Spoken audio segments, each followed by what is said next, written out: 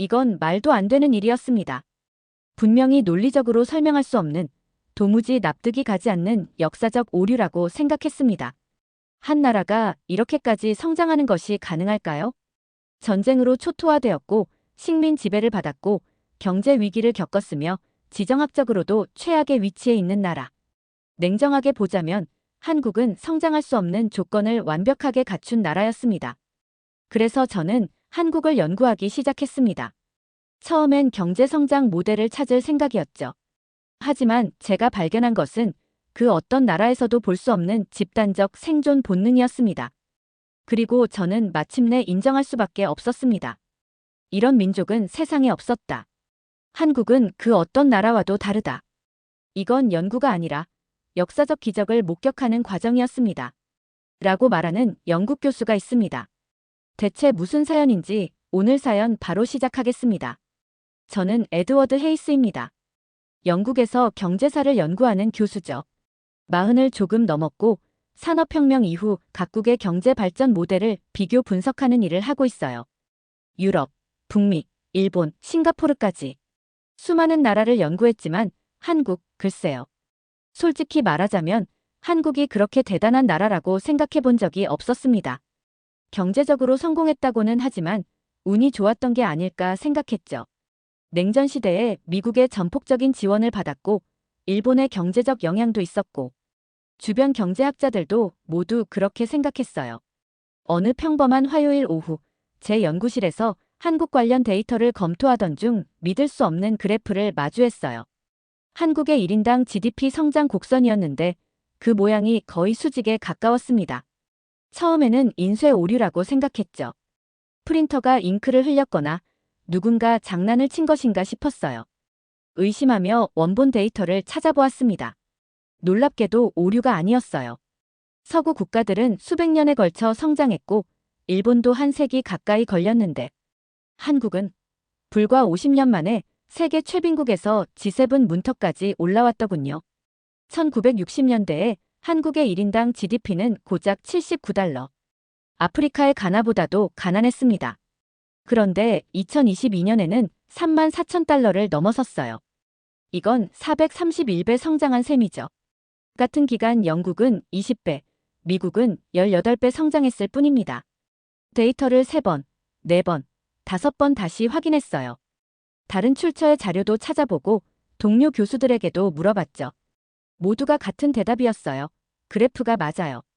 한국의 성장은 경제학적으로 설명하기 어려운 기적입니다. 솔직히 말하면 불쾌했어요. 이건 논리적으로 말이 안 된다고. 한국이 대단한 나라라는 걸 인정하기 싫었던 거죠. 그러나 경제학자로서 제 원칙은 사실을 무시하지 않는 것. 그렇다면 저는 이 나라를 연구해야만 했어요. 윌리엄 어윈, 제프리 삭스, 폴 크루그먼. 노벨 경제학상을 받은 석학들도 한국의 성장을 완벽히 설명하지 못했다는 사실이 충격적이었어요. 처음에는 기존의 한국 발전 이론을 검토하면 될 거라 생각했죠. 그러나 하나하나 살펴볼수록 모순점이 발견되었습니다. 미국의 경제적 지원 덕분. 그런데 미국은 한국뿐 아니라 수많은 나라를 지원했습니다. 필리핀은 1946년부터 1992년까지 미국으로부터 한국보다 더 많은 원조를 받았지만 한국만큼 성장하지 못했어요. 같은 시기 미국이 지원한 중남미 국가들도 마찬가지였죠. 일본 식민지 시대의 산업화 영향.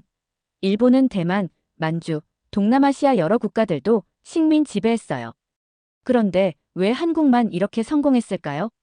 더구나 일본의 식민 지배는 한국의 산업 기반을 착취하는 방식이었습니다. 해방 후 한국에 남은 건 폐허와 분단뿐이었어요. 우수한 교육 시스템.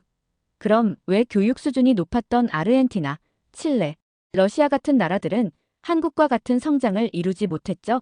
1960년대 한국의 문맹률은 30%가 넘었어요.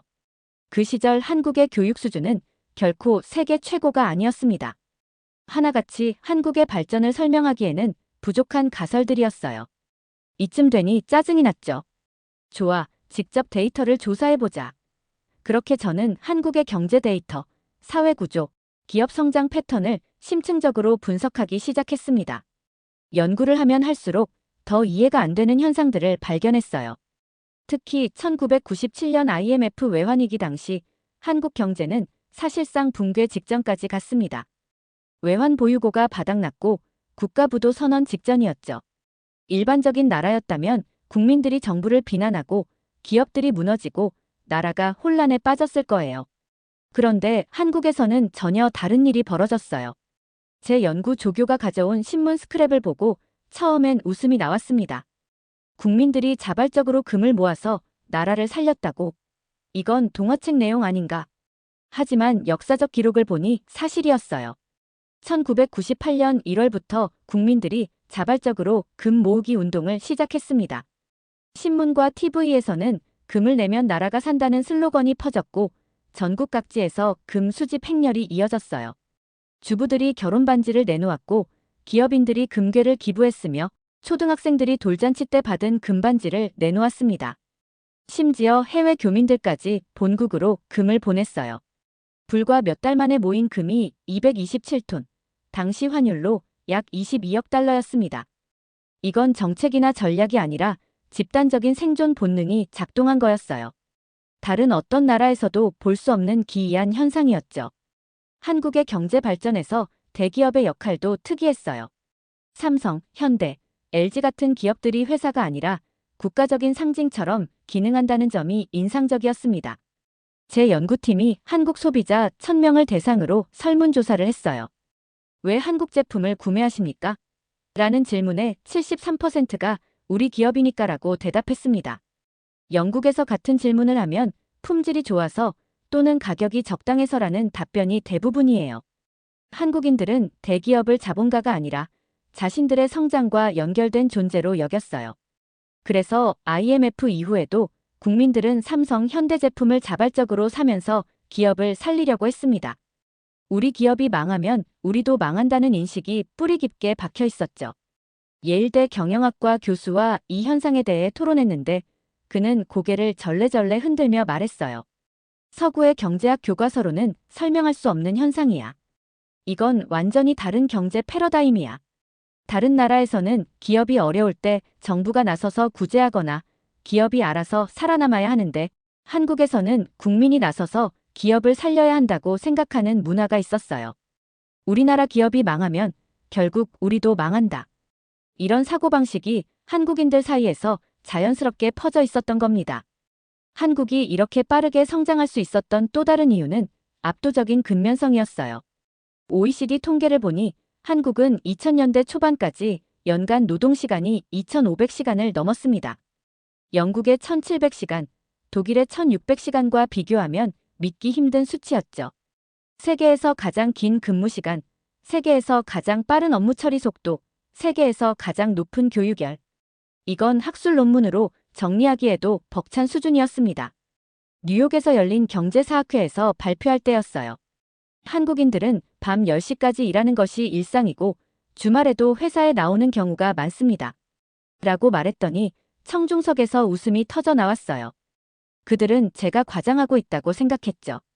그래서 저는 실제 사무실 CCTV 영상과 통계 자료를 보여주었고 청중은 곧 침묵에 빠졌습니다. 특히 빨리빨리 문화는 한국 경제 성장의 숨은 무기였어요.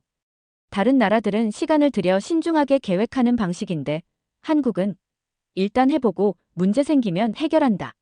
맥킨지 컨설팅의 보고서에 따르면 한국 기업들의 의사결정 속도는 일본 기업의 3배, 유럽 기업의 2배 빠르다고 합니다. 포스코가 제철소를 건설할 때 일본 전문가들은 최소 10년 걸릴 것이라고 예측했지만 한국은 4년 만에 완공했어요. 자동차 신모델 개발도 현대는 24개월이면 충분한데 유럽 제조사들은 36에서 48개월이 필요합니다. 처음엔 이게 비효율적이라고 생각했죠. 그런데 실제 결과를 보니 이 방식이 놀랍게도 경제 성장을 가속화했어요. 다른 나라에서는 10년 걸릴 프로젝트가 한국에서는 3년 만에 끝났습니다. 경제 연구를 진행하면서 자연스럽게 한국의 국방 체계에도 관심이 생겼어요. 한국이 경제적으로 단결했다면 국방에서는 어떤 방식으로 뭉쳐왔을까요? 그 답을 찾기 위해 저는 한국의 군사 시스템과 역사적인 전쟁 경험을 파헤쳐 보기로 했어요. 솔직히 저는 한국이 세계적인 군사 강국이라고 생각해 본 적이 없었습니다. 한국은 전쟁을 경험한 나라니까 국방이 강할 수도 있겠지. 처음에는 그렇게만 생각했어요. 하지만 자료를 조사할수록 한국의 군사력은 방어 시스템을 넘어 국민 전체가 하나의 거대한 군대처럼 움직이는 방식으로 작동한다는 걸 알게 됐죠. 국제전략연구소의 밀리터리 밸런스 보고서를 분석해보니 한국은 상비군 60만 명에 예비군 300만 명을 보유하고 있었어요. 인구 대비 군사력으로는 세계 최상위권이었죠. 세계 여러 나라의 군사 시스템을 비교해봤습니다. 대부분의 국가는 직업군인 위주의 구조를 가지고 있어요. 하지만 한국은 군대가 국민이고 국민이 곧 군대였죠. 징병제로 모든 남성이 군대를 가야 하고 예비군으로 전역한 후에도 군사훈련을 받으며 민방위로 예비군 이후에도 전시 대비 훈련을 합니다. 자료를 보다가 믿기 힘든 사실을 발견했어요. 한국은 전시가 되면 350만 명 이상의 병력을 즉시 동원할 수 있는 나라였습니다. 이건 세계에서 몇 손가락 안에 드는 전력 규모였죠. 보통 나라들은 전쟁이 나면 정부가 징집을 해야 하지만 한국은 국민들이 이미 준비되어 있는 구조였어요. 평택 미군기지의 지휘관이었던 제임스 서먼 장군과의 인터뷰에서 그는 이렇게 말했어요. 한국에서 가장 놀라운 점은 모든 남성이 군사훈련을 받았다는 것이다. 택시기사도, 은행원도, 교수도 모두 총을 쏘고 작전을 수행할 줄 안다. 이건 다른 어떤 나라에서도 볼 수 없는 광경이다. 한국의 군사훈련 방식도 분석해봤어요. 영하 20도에서도 실시하는 혹한기 훈련, 절벽에서 뛰어내리고 진흙탕을 기어야 하는 유격훈련, 40, 50kg 군장을 메고 50km 이상을 걷는 행군. 저는 그 훈련 영상을 보고 경악했어요. 그런데 더 놀라운 건 이 훈련을 견뎌낸 병사들이 이 정도는 기본이죠라고 말하는 거였습니다. 정말 놀라울 따름이었어요. 자료를 보면 볼수록 한국은 방어 수준을 넘어서 공격 능력까지 갖춘 나라라는 것도 알게 됐습니다. 2023년 글로벌 파이어파워 평가에서 세계 4위의 군사력을 기록했고 자체 개발 미사일 현무 시리즈로 사거리 3,000km 이상을 확보했으며 전 세계 9번째로 독자적인 전투기 KF-21 보라매를 개발했어요. 게다가 독도함, 마라도함 같은 경항공모함을 운용 중이고 핵잠수함까지 개발 중이었죠. 한국은 방어만 하는 나라가 아니었습니다. 필요하면 공격할 수 있는 능력까지 키우고 있었어요. 이건 다른 징병제 국가들과는 차원이 달랐습니다. 일반적으로 징병제를 유지하는 국가는 방어적 군사력에 초점을 맞추지만 한국은 방어를 넘어 공격 가능한 군사 강국으로 변하고 있었어요. 나토 회의에 참석했을 때 한미국 장성이 저에게 말했어요.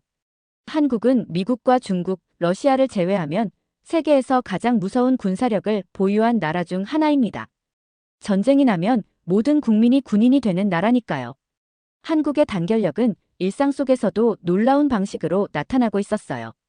특히 스포츠 경기에서 저는 한국인의 단결력을 또 한 번 목격했습니다. 2002년 한일 월드컵 당시 영국 BBC 기자로 한국에 파견되었던 제 지인 앤드류의 이야기가 아직도 생생해요. 서울 광화문에 모인 인파는 축구 경기를 보러 온 팬들이 아니라 전쟁터로 향하는 군대 같았어. 모두가 붉은색 티셔츠를 입고 정확히 같은 구호를 외치고 완벽하게 조직화된 응원을 펼쳤지. 그때 나는 이 민족이 왜 이렇게 강한지 이해하게 됐어. 영상을 찾아보니 수백만 명의 인파가 길거리로 나와 경기장 밖에서도 경기장 안보다 더 열정적으로 응원했습니다. 수십만 명이 한 목소리로 응원가를 부르며 하나처럼 움직였어요. 응원단장의 지시 하나에 수만 명이 마치 군대처럼 정확하게 움직이는 모습은 경이로웠습니다. 저는 처음엔 이해가 되지 않았습니다. 영국도 축구 열기가 대단하지만 이렇게 수백만 명이 거리로 나와서 하나의 군대처럼 움직이진 않아요. 서구 국가들의 응원 문화는 개별적입니다. 각자 응원하고 노래도 따로 부르고 분위기도 자유롭죠. 한국인들이 응원하는 모습을 보고는 소름이 돋았어요. 이건 스포츠 응원이 아니라 국가 단위의 군사작전 같았습니다. 제가 한국의 군사 시스템을 연구하면서 본 자료들과 너무나도 유사했어요. 정확한 구호와 일사불란한 움직임, 누가 시키지 않아도 조직적으로 움직이는 집단 행동, 각자 따로 노는 게 아니라 하나의 거대한 목소리처럼 응원하는 모습.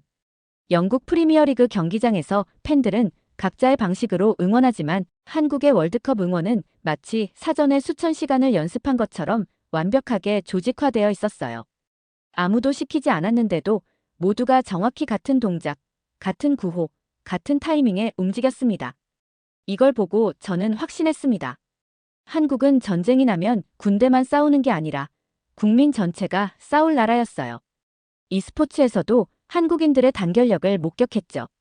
솔직히 저는 e스포츠에 큰 관심이 없었어요. 그냥 게임하는 사람들이 모여서 즐기는 문화겠지라고 생각했습니다.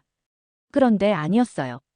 북미에서 열린 리그 오브 레전드 세계 대회를 직접 관람한 적이 있었는데 한국팀의 팬들은 경기장의 한 구석을 완전히 점령하고 있었어요. 그들은 응원봉을 일제히 흔들며 조직적인 응원을 펼쳤고 심지어 현지 팬들조차 그 열기에 압도되었습니다. 세계 최강의 e스포츠 국가인 한국은 해외 팬들도 인정하는 한국식 훈련 시스템을 갖추고 있었고 한국 팬들은 단체로 투표해서 선수들을 밀어주는 조직력을 보여줬어요. 아무리 단결력이 강한 민족이라 해도 해외에서는 다를 수도 있죠. 보통 사람들은 자기 나라를 떠나면 개인주의적으로 변하는 경우가 많습니다. 그렇다면 한국인들은 해외에서 어떻게 살아가고 있을까요? 뉴욕, LA, 토론토, 시드니, 런던. 세계 주요 도시의 한국 교민 사회를 직접 방문하며 조사했어요. 그 결과는 또 하나의 놀라운 발견이었습니다. 한국인들은 해외에서도 하나의 거대한 네트워크를 형성하며 움직이고 있었어요. 다른 나라 사람들과는 완전히 다른 방식으로 말이죠. LA 한인타운에서 만난 80대 할머니는 이렇게 말했어요. 우리가 미국에 와서 처음 겪은 건 인종차별이었어. 아무도 우리를 도와주지 않았지. 그래서 우리끼리 뭉쳐서 살 수밖에 없었어. 은행도 만들고 신문도 만들고 학교도 만들었지. 우리가 서로 도와주지 않으면 누가 도와줬겠어. 보통 사람들이 해외로 이주하면 새로운 문화에 적응하며 자신을 현지 사회에 맞추려는 경향이 있어요. 하지만 한국인들은 달랐습니다. 그들은 해외에서도 한국인들끼리 뭉치는 특성을 유지하면서도 동시에 현지 사회에서 강력한 경제력을 구축했어요. 미국 로스앤젤레스의 한인타운, 중국 칭다오의 한국 기업 특구, 베트남 하노이의 한국 상업지구, 독일 프랑크푸르트의 한인 네트워크. 이걸 보고 저는 또다시 머리를 세게 얻어맞은 기분이었습니다. 중국 칭다오에서는 한국 기업 특구가 도시 경제의 20%를 차지한다는 사실을 알게 됐어요. 베트남에서는 삼성전자 하나가 베트남 GDP의 20%를 담당하고 있었습니다. 호주 시드니의 스트라스필드 지역은 작은 서울이라고 불릴 정도로 한국 문화가 지배적이었어요. 이건 한국 식당이 몇 개 있는 수준이 아니었어요. 완전한 하나의 생태계였습니다. 한국인 기업이 한국인에게 물건을 팔고 한국인들이 한국인끼리 일자리를 공유하며 한국 문화와 언어를 유지하면서도 경제적 영향력을 확장하는 시스템. 이건 다른 나라 이민자들과는 차원이 다른 방식이었어요. 일본인, 중국인들도 교민 사회를 형성하긴 하지만 한국인처럼 강력한 유대감과 조직력을 유지하는 사례는 드물었습니다. 하버드 사회학과 교수와 이 현상을 토론했는데 그는 한국인들의 해외 네트워크는 디아스포라의 새로운 형태를 보여준다고 말했어요. 전통적인 디아스포라는 고향을 그리워하며 정체성을 유지하는 것에 중점을 두지만 한국인들은 거기서 더 나아가 경제적, 문화적 영향력을 확장하는 전략적 네트워크를 구축했다는 거죠. 한국인들이 해외에서 위기를 맞으면 어떻게 반응할까요? 1992년 LA 폭동 당시 코리안 아메리칸들의 무장 방어가 특히 인상적이었습니다. LA 한인타운이 폭도들에게 습격당했을 때 경찰은 제 역할을 하지 못했어요. 하지만 한국 교민들은 그저 당하지 않았습니다. 그들은 서로 연락망을 통해 정보를 공유했고 상점 주인들은 무기를 들고 직접 한인타운을 방어했어요. 한 코리안 아메리칸 2세는 이렇게 증언했습니다. 우리 아버지 세대는 한국 전쟁을 경험한 분들이었어요. 그들에게 폭동은 또 다른 전쟁이었죠. 아버지는 군 복무 시절 배운 사격수를 그대로 활용하셨고 이웃들과 무전기로 통신하며 서로의 가게를 지켰어요. 그때 저는 한국인의 DNA가 무엇인지 깨달았습니다. 국가가 없어도 정부가 없어도 한국인들은 하나로 뭉쳐서 스스로를 보호했어요. 이 나라는 전 세계에서 가장 강한 단결력을 가진 민족이었습니다. 그렇다면 한국인들은 왜 이렇게까지 뭉치려는 특성을 가지게 된 걸까요? 이 질문에 대한 답을 찾기 위해 저는 한국의 역사를 연구하기 시작했어요. 그리고 금세 알게 되었습니다. 옥스퍼드 대학의 동아시아 역사 아카이브를 샅샅이 뒤졌습니다. 한글로 된 사료를 번역하기 위해 한국학 전문가를 고용하기도 했어요. 그 결과 한국의 역사가 얼마나 처절한 생존의 역사였는지 알게 되었습니다. 한국의 역사는 침략과 저항의 역사였어요. 전 세계에서 이 정도로 외세의 침략을 끊임없이 받은 나라가 또 있을까요? 저는 한국이 과거에 어떤 경험을 했는지 조사하면서 전율을 느꼈습니다. 임진왜란에서 일본이 대규모 침략을 감행했고 병자호란에서는 청나라가 침공하여 왕조가 붕괴 위기에 처했으며 일제강점기에는 일본이 나라를 빼앗고 한민족 말살 정책을 시행했어요. 한국 전쟁에서는 같은 민족끼리 전쟁을 벌이며 국가가 초토화되었습니다.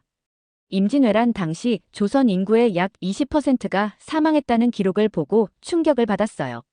이는 제2차 세계대전 당시 소련의 인명 손실 비율과 맞먹는 수준입니다. 병자호란 때는 50만 명 이상이 청나라의 포로로 끌려갔고 일제강점기에는 수백만 명이 강제징용되었으며 한국 전쟁에서는 민간인 사망자만 100만 명이 넘었습니다.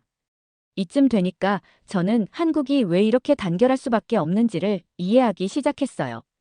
이 나라는 항상 살아남기 위해 싸워야 했던 나라였습니다. 그리고 그 싸움에서 살아남기 위해 국민들은 언제나 하나로 뭉칠 수밖에 없었어요.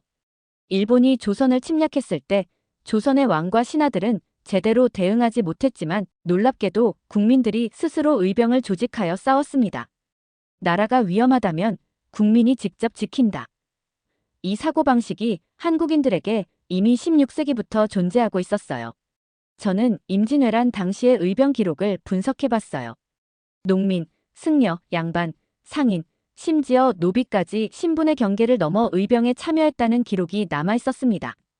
유럽의 같은 시기 전쟁과 비교해보면 이런 전국민적 저항은 매우 이례적인 현상이었어요. 저는 이걸 보고 한국이 왕조국가를 넘어 위기 속에서 스스로 살아남는 법을 터득한 민족이라는 걸 알게 됐습니다.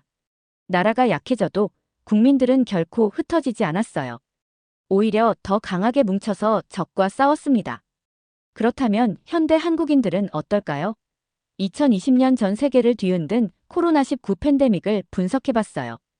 그때 한국이 어떻게 대처했는지를 보면 이 나라가 여전히 뭉치는 힘을 가지고 있다는 것을 확인할 수 있었어요.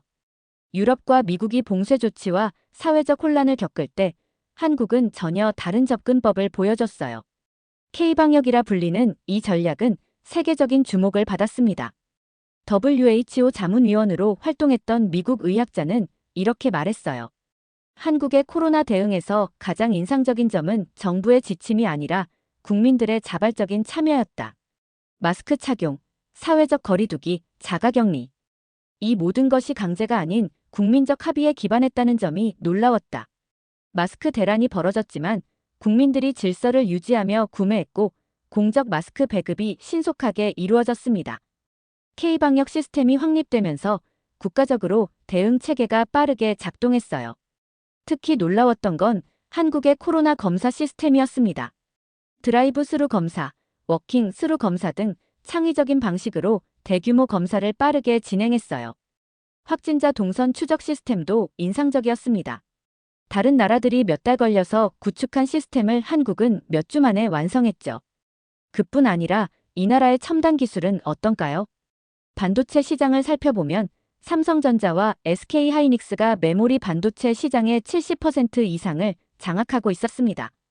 전 세계 스마트폰의 절반 이상이 한국산 디스플레이를 사용하고 있었고 배터리 시장에서도 LG에너지솔루션, 삼성 SDI, SK이노베이션이 선두권을 차지했어요. 애플의 아이폰, 테슬라의 전기차, 인텔의 컴퓨터 모두 한국산 부품 없이는 작동할 수 없는 상황이 된 겁니다. 이건 우연이 아니었어요. 한국 정부와 기업, 연구기관이 반도체 산업에 집중 투자한 결과였습니다. 미국 예일대 경영학과 교수는 이렇게 분석했어요. 한국의 기술 발전 모델은 집중과 선택의 결정체다. 정부가 전략적 산업을 선택하면 모든 국가 자원이 그곳에 집중된다. 기업들도 경쟁하면서도 묘하게 협력한다. 이건 서구의 자유시장 모델로는 설명할 수 없는 현상이다. 삼성이 반도체를 만들면 정부, 기업, 연구소, 대학이 동시에 움직이며 산업을 키웠고, 현대가 전기차를 만들면 배터리 회사, 인프라 기업, 정부가 하나가 되어 시장을 형성했습니다. 문화산업에서도 이런 패턴이 반복됐습니다. K-팝, K-드라마, K-무비의 글로벌 성공은 그저 우연이 아니었어요. 1998년 IMF 위기 이후 김대중 정부는 문화산업을 국가 성장 동력으로 선정했습니다. 문화체육관광부 예산이 급증했고 대기업들이 엔터테인먼트 산업에 뛰어들었으며 정부는 한류 확산을 위한 지원책을 마련했어요. 그 결과가 바로 오늘날의 BTS, 블랙핑크, 기생충, 오징어 게임의 글로벌 성공입니다. 흥미로운 점은 K-팝 팬덤 문화예요. 이들은 그저 팬이 아니라 조직화된 군대와 같습니다.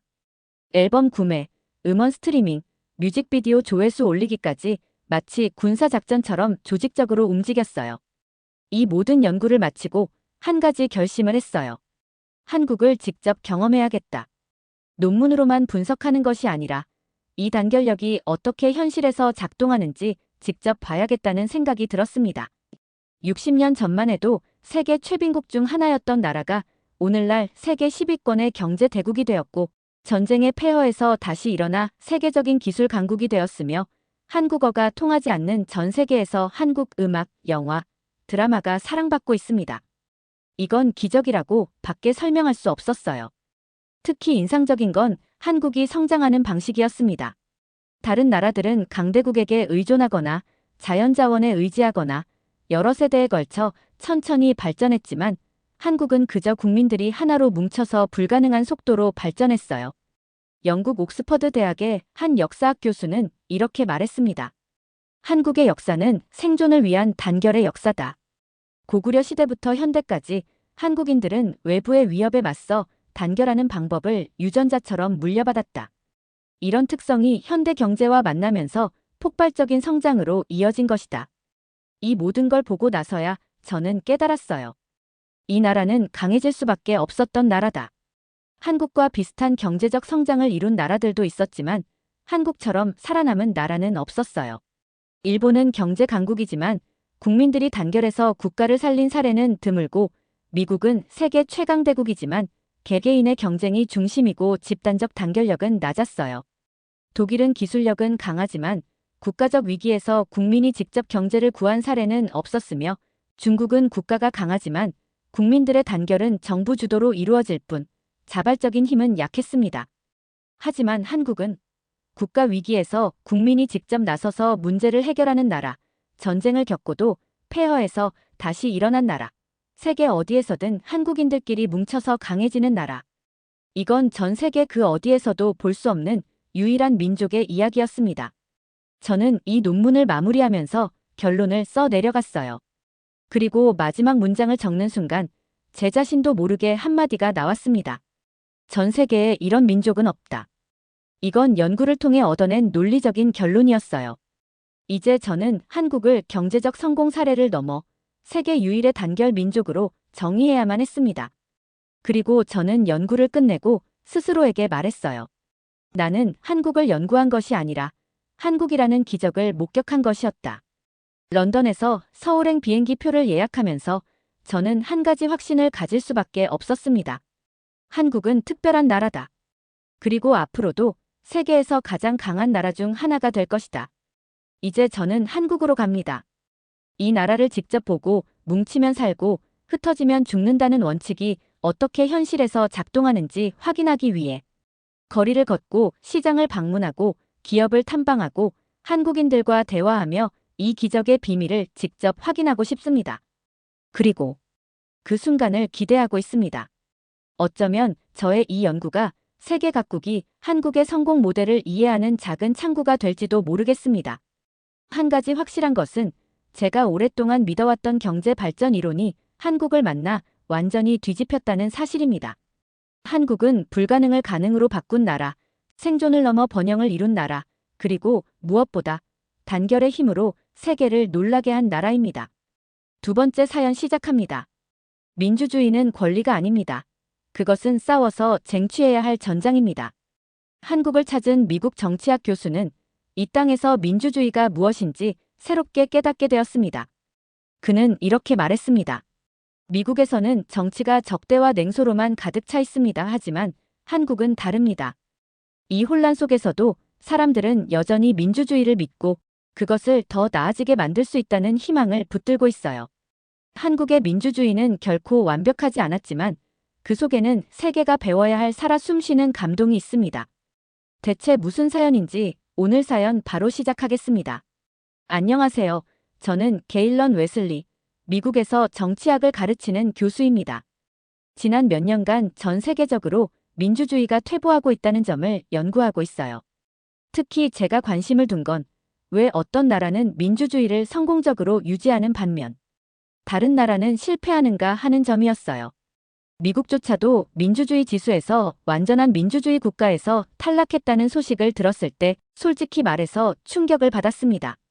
우리가 민주주의의 본보기로 여겨졌던 나라 아닙니까?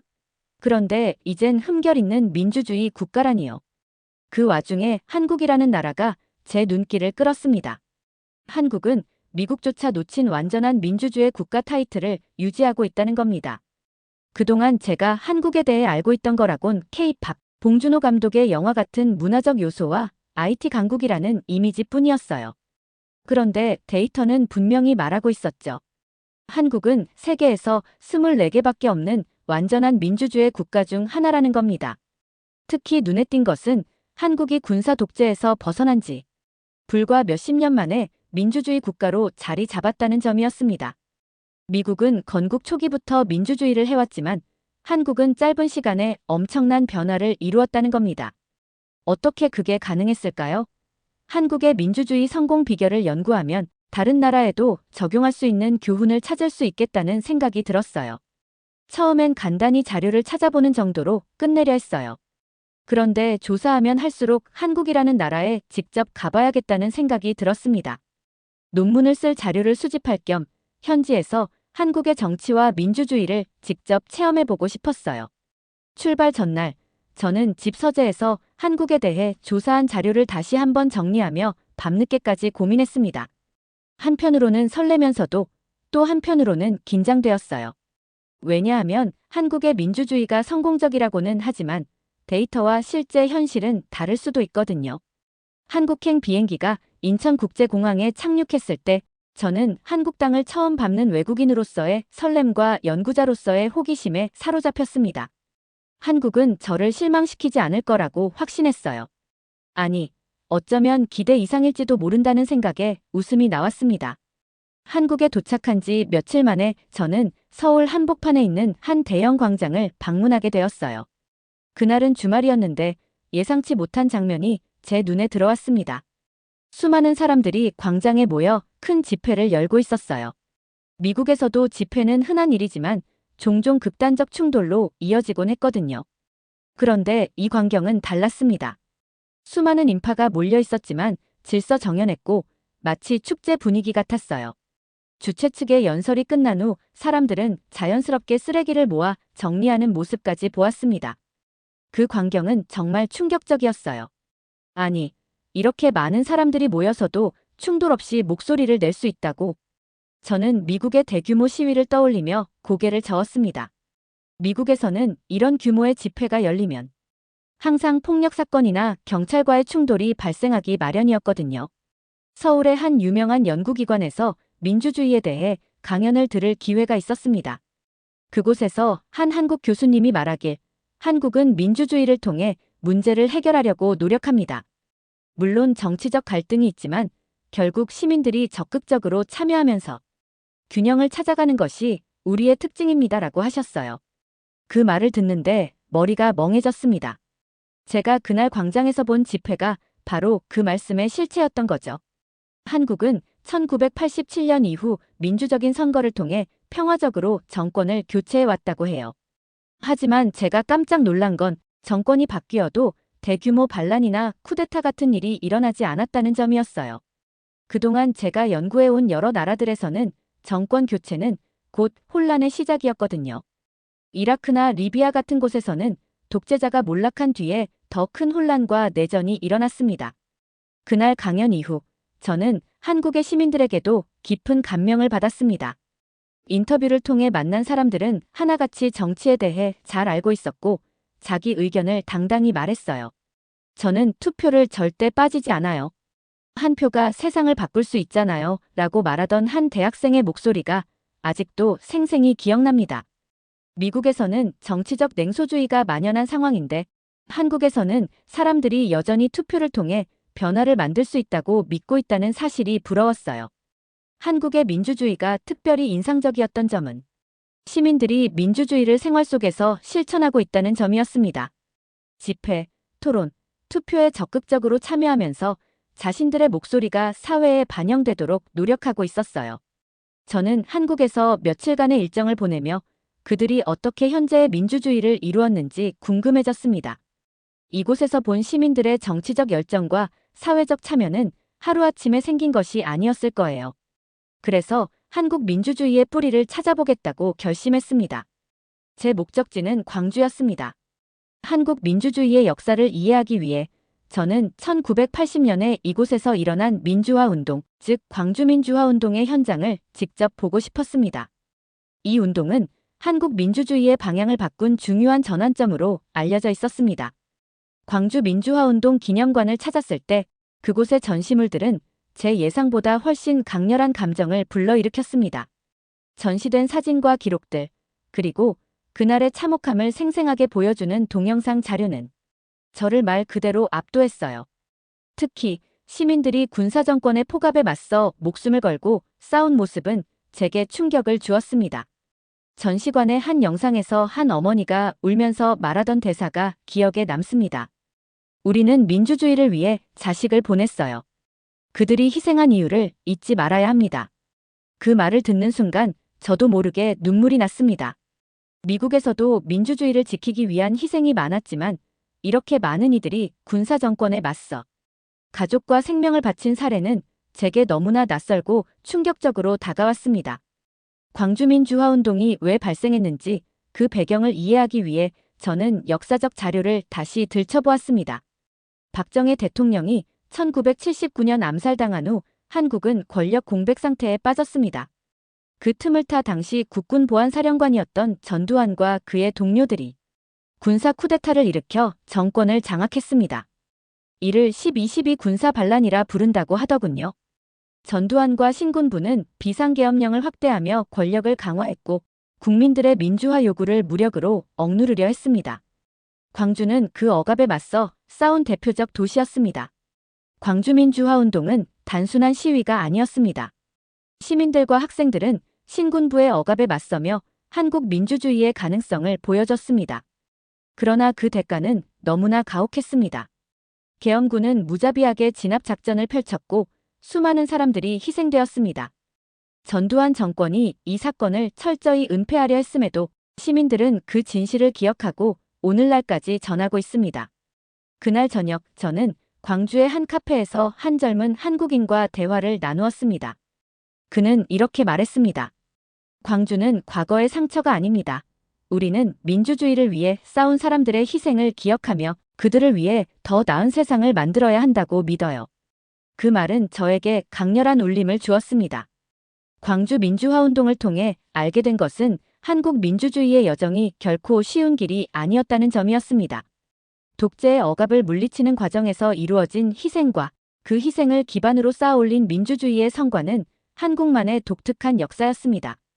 서울로 돌아온 후 저는 또 다른 민주화의 장면을 보기 위해 1987년 6월 민주항쟁이 벌어졌던 장소를 찾았습니다.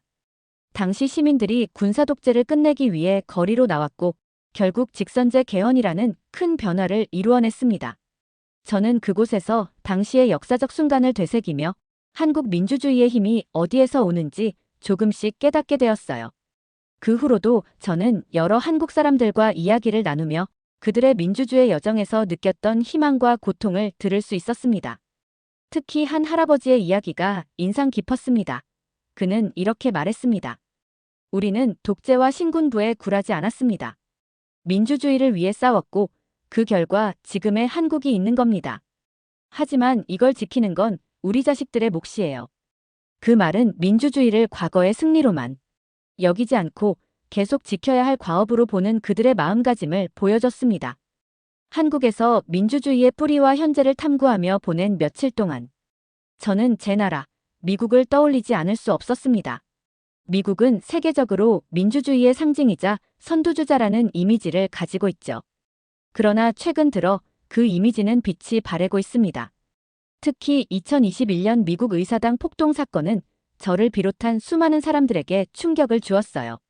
세계에서 가장 강력한 민주주의 국가라는 자부심이 그날 한순간에 무너져 내리는 기분이었죠. 그런 생각이 한국에서 더 선명해졌습니다. 서울거리 곳곳에서 시민들이 자유롭게 정치적 의견을 표현하고 다양한 관점에서 토론을 벌이는 모습을 보며 부러움을 느꼈습니다. 한국 시민들은 정치에 대해 훨씬 더 적극적이고 참여적이었어요. 제가 만난 한 택시 기사님은 정치 이야기를 꺼내며 우리가 이렇게 말하고 행동하지 않으면 아무도 우리를 대신해주지 않아요라고 하셨습니다. 순간 저는 미국인으로서 부끄러워졌습니다. 우리나라에서는 정치에 대한 관심이 점점 냉소적으로 변하고 있습니다. 사람들이 투표를 기권하거나 자신과 다른 의견을 가진 사람들과의 대화를 회피하곤 하죠. 미국에서는 정치적 양극화가 점점 심화되고 있습니다. 민주당과 공화당 간의 끝없는 대립은 정부 운영의 발목을 잡고 있고 시민들 사이에서도 서로를 적으로 여기는 분위기가 팽배합니다. 한국도 물론 정치적 갈등이 없지는 않지만 사람들이 문제를 해결하기 위해 여전히 참여하고 있다는 점이 두드러졌어요. 정치는 우리의 일상입니다라는 한 한국 대학생의 말이 떠올랐습니다. 한국의 민주주의를 경험하며 느낀 부러움만큼 몇 가지 의문도 생겼습니다. 한국은 과연 이 정치적 열정을 계속 유지할 수 있을까요? 미국처럼 지나치게 양극화되어 민주주의 자체를 위협하는 방향으로 흐를 위험은 없을까요? 미국이 이미 겪고 있는 문제들이 한국에도 서서히 나타나고 있다는 생각이 들었습니다. 특히 한국과 미국의 정권 교체 과정을 비교하면서 많은 점이 떠올랐습니다. 한국은 민주화 이후 여러 차례 정권이 교체되었지만 비교적 평화롭게 진행되어 왔습니다. 반면 미국에서는 최근 몇 번의 선거에서 정권 교체가 오히려 정치적 갈등과 사회적 분열을 더 키우는 결과를 낳았어요. 2020년 대선 이후의 혼란은 그 좋은 예죠. 제가 서울의 한 대학에서 만난 교수님은 그 이유를 이렇게 설명했습니다. 한국에서는 독재와 싸우며 민주주의를 쟁취한 경험이 있기 때문에 민주주의가 얼마나 소중한지 알고 있습니다. 미국처럼 당연한 권리라고 여기는 태도와는 다르죠. 이 말이 제게 깊은 인상을 남겼습니다. 하지만 동시에 저는 한국의 정치 문화에도 잠재적인 문제가 있다고 느꼈습니다. 과거와 달리 정치적 열정이 때로는 양극화와 과도한 감정적 대립으로 변질될 가능성이 있어 보였어요. 마치 미국의 현재를 떠올리게 하는 듯 했습니다. 한국의 민주주의가 성숙한 만큼 그 열정이 때로는 과도하게 폭발할 때가 있는 것처럼 보였습니다. 한국은 미국에 없는 것을 가지고 있었고 미국은 한국의 미래일지도 모르는 모습을 보여주고 있었죠. 우리도 과거에는 이랬는데 한국도 결국 우리처럼 될까? 라는 생각이 들면서 양국의 민주주의가 마치 평행선을 달리고 있는 두 열차처럼 느껴졌습니다. 한국의 민주주의를 탐구하면서 저는 놀라움과 부러움을 느꼈지만 동시에 어떤 불편함도 감지했습니다. 겉으로는 안정적이고 성숙해 보였던 한국 민주주의의 이면에 분명히 존재하는 문제들이 눈에 들어오기 시작한 겁니다. 그중 가장 눈에 띈 것은 한국 정치 문화의 지나친 양극화였습니다. 미국에서 정치적 양극화를 연구해온 사람으로서 저는 이 현상이 한국에도 점점 더 뿌리를 내리고 있다는 사실에 충격을 받았습니다. 서울에서 만난 한 한국 교수님이 우리나라 정치인은 마치 전쟁을 치르듯이 싸웁니다. 정권을 잡으면 적을 완전히 무너뜨리려고 하죠라고 말씀하셨을 때 저는 그 말이 과장이 아니란 걸 느꼈어요. 이후 몇 차례의 정치 토론 방송과 뉴스를 지켜보니 교수님의 말씀이 사실이라는 게 분명해졌습니다. 토론이라고는 하지만 그것은 의견 교환이 아니라 상대방을 짓밟기 위한 싸움처럼 보였어요. 토론에 참여한 정치인들은 상대를 설득하려는 노력은커녕 서로를 비난하고 공격하기에만 급급했습니다. 말끝마다 당신네 정당이 문제다. 라는 비난이 쏟아졌습니다. 미국의 의회에서 흔히 보던 광경과 놀랍도록 닮아 있었습니다. 그뿐만이 아니었어요. 거리에서 만난 시민들조차 자신과 다른 정치적 견해를 가진 사람들에 대해 적대감을 드러내곤 했습니다. 한 택시 기사님은 저에게 이렇게 말했습니다. 저 사람들 때문에 나라가 망하고 있어요. 걔네만 없으면 세상이 좀 나아질 겁니다. 정치적 대립이 단순한 의견 차이를 넘어 서로를 적으로 간주하는 수준에 이르고 있다는 느낌이 강하게 들었습니다. 이런 정치적 양극화는 정치 지도자들의 행태에서도 명확히 드러났습니다. 정권이 바뀔 때마다 그들은 자신들의 사람들을 주요 직위에 앉히고 이전 정권의 사람들을 철저히 배제하는 모습을 보였습니다. 한 인터뷰에서 들었던 정권이 바뀌면 7,000개의 자리가 바뀝니다라는 말이 떠올랐어요. 특히 한 한국 교수님이 언급한 살기 아니면 죽기라는 표현이 제게 크게 와닿았습니다. 교수님은 한국에서는 정권을 잡지 못하면 모든 것을 잃는다는 두려움이 크기 때문에 정치가 항상 적대적으로 변할 수밖에 없습니다라고 하셨죠. 이런 감정적 양극화는 시민들의 정치 참여에도 영향을 미치는 듯 했습니다. 많은 사람들이 정치에 깊이 관여하고 있지만 그 참여는 때때로 생산적이지 못하고 대립적인 방향으로 흐르고 있었습니다. 과거 한국 민주주의의 열정이 이제는 지나친 감정적 반응으로 변질되고 있다는 생각이 들었습니다. 한국은 여전히 놀라운 나라지만 이대로 가다간 그들이 지금까지 이룬 성과가 위태로워질 수도 있겠구나. 제 머릿속에 이런 생각이 자리 잡았습니다. 저는 과거의 역사를 통해 민주주의를 지키기 위해 치른 한국인들의 노력을 알게 되었고, 이제는 그들이 새로운 형태의 위협과 맞서야 하는 상황을 보게 된 것입니다. 이제 제가 해야 할 일은 한국의 정치적 문제뿐만 아니라 그 문제를 해결할 수 있는 가능성도 탐구하는 것이었습니다. 한국에서의 경험을 마치고 미국으로 돌아온 저는 약간 흥분 상태였습니다. 서울의 거리와 광장에서 보았던 시민들의 열정, 그리고 민주주의를 지키기 위해 싸운 과거의 이야기들은 제게 깊은 감명을 남겼어요. 그러나 미국에 돌아온 지 며칠 만에 한국에서 들려온 소식은 저를 크게 충격에 빠뜨렸습니다. 저는 한국 뉴스 기사를 접했는데 그 내용은 제가 서울에서 보았던 민주주의의 모습과는 전혀 달랐어요. 계엄령 사태 이후로 탄핵 찬반 시위가 전국적으로 벌어지며 거리는 갈라져 있었고, 여당과 야당, 보수와 진보 사이의 갈등은 말 그대로 폭발 직전의 상태처럼 보였습니다.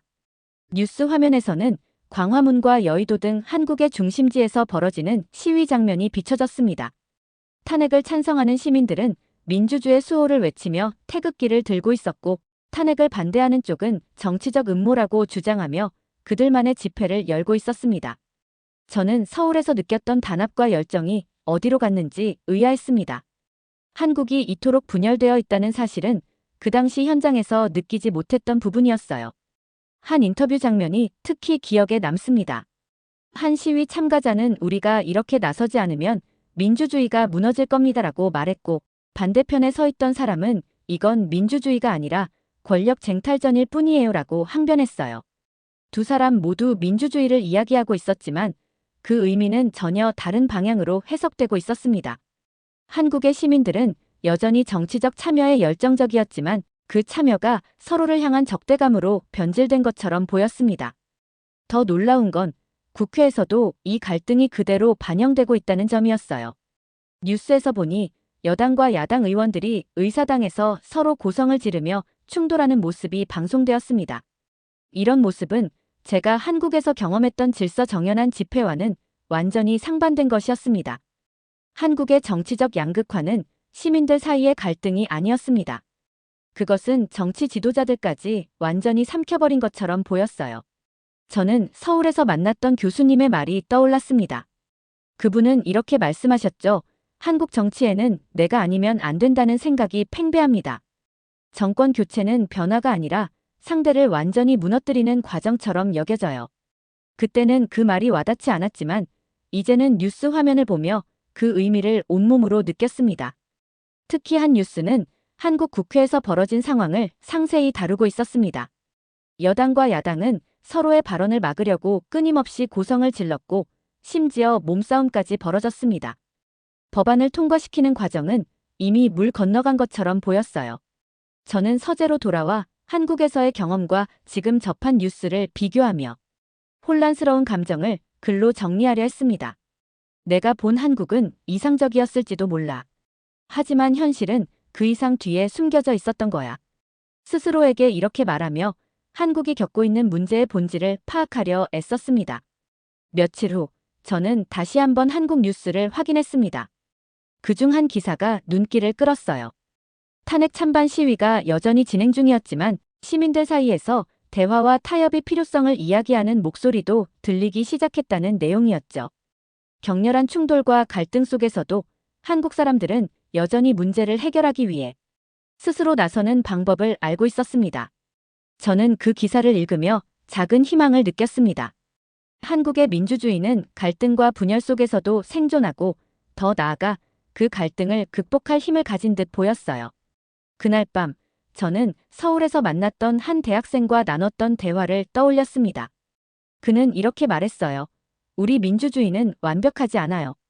하지만 그걸 고쳐 나가는 것도 우리의 몫이라고 생각합니다.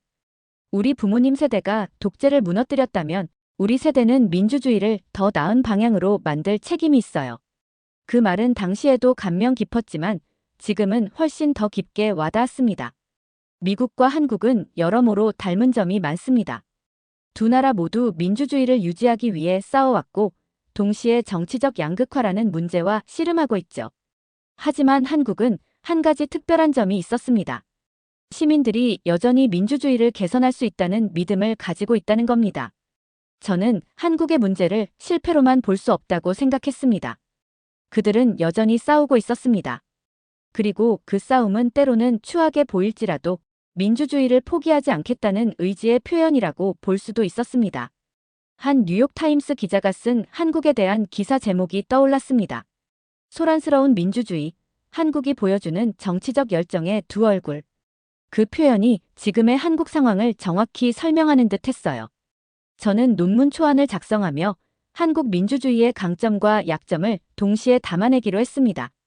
한국은 분명히 아직도 해결해야 할 많은 문제를 가지고 있지만 그들의 역사와 시민들의 열정을 볼 때 그들은 앞으로도 새로운 해법을 찾아낼 가능성이 높아 보였습니다. 마지막으로 저는 한국에서 경험한 것을 학생들과 나누기로 결심했습니다. 한국의 민주주의는 여전히 진행 중인 이야기였고 그 이야기를 통해 미국에서도 배울 점이 많을 것이라는 생각이 듭니다. 강의 준비를 하며 저는 이런 문장을 적어두었습니다. 민주주의는 종종 혼란스럽고 갈등으로 가득 차 있지만 그것이 바로 민주주의가 살아있다는 증거일지도 모릅니다. 한국은 그 점에서 우리가 배워야 할 중요한 교훈을 주는 나라입니다. 한국은 지금 혼란 속에 있었지만 저는 그 혼란 속에서 희망을 보았습니다. 그들의 민주주의는 완벽하지 않지만 그렇기에 더 나은 미래를 향한 가능성을 품고 있었습니다. 그리고 그 가능성은 결국 시민들의 손에 달려 있었습니다. 한국은 이번에도 해낼 수 있을 겁니다. 오늘 사연이 재미있으셨다면 구독과 좋아요, 알림 설정까지 부탁드립니다. 더 재미있는 사연으로 돌아오겠습니다. 이상 감동탐험이었습니다.